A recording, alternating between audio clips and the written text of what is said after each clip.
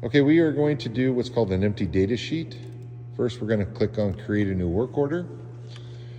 You're going to put in your RO number and your name.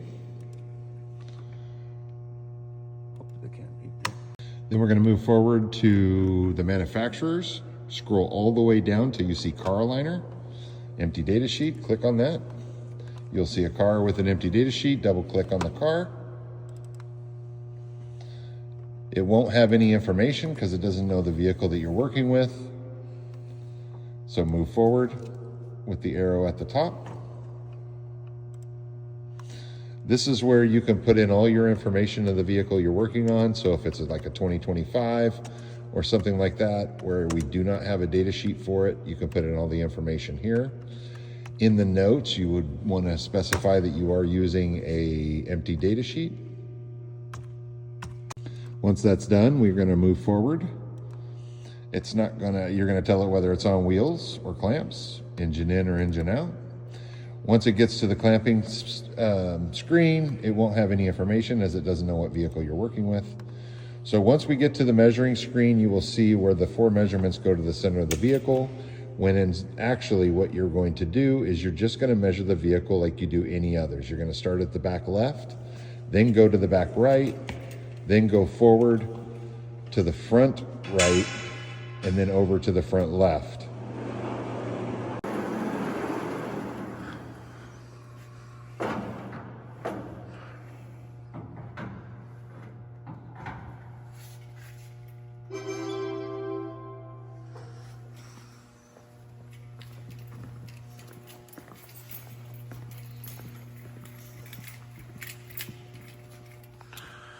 So we do the back left first, then we do the back right, symmetrical point.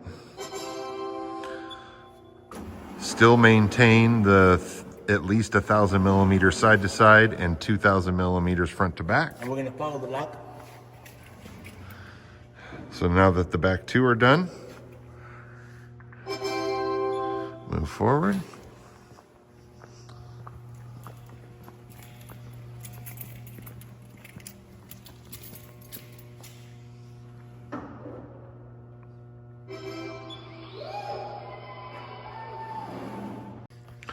So now that the vehicle has 4 points centered, what we told the system is exactly where the datum is on the vehicle as compared to the bridge. So our height measurements will be correct.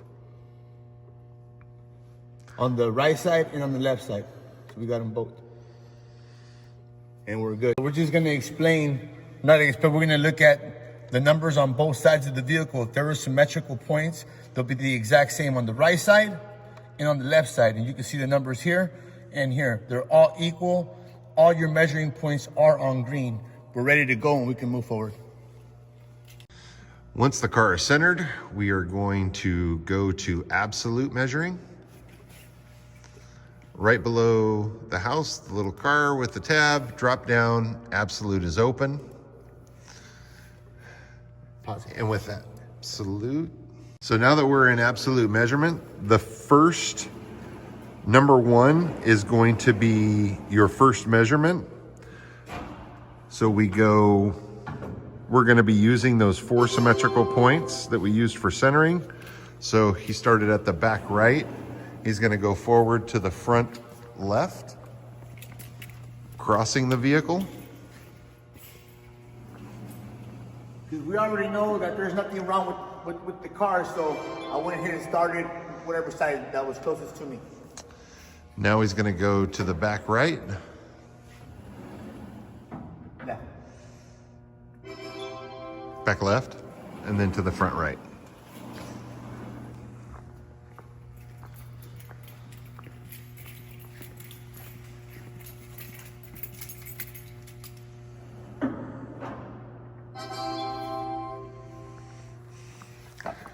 Pause it.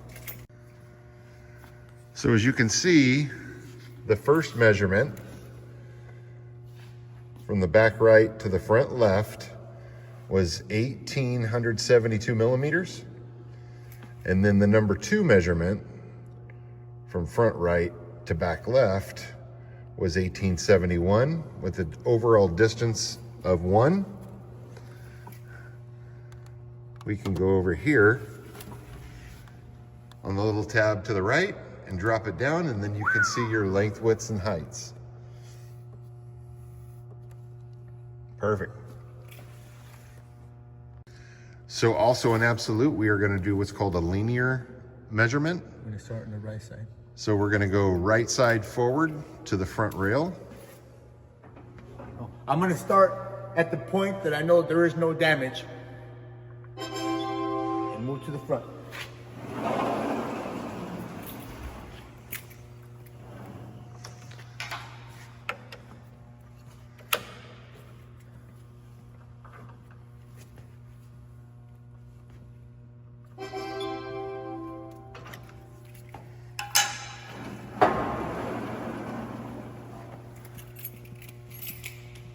That was our number 3 measurement.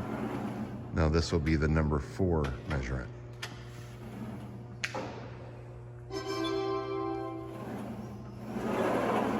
As long as the points are symmetrical, we'll be able to see if there's a difference. Even if you want to double check your points, if you think there's a measurement that doesn't make any sense, a linear measurement will help you determine if it's the measuring point that's incorrect or if it's your style of measuring.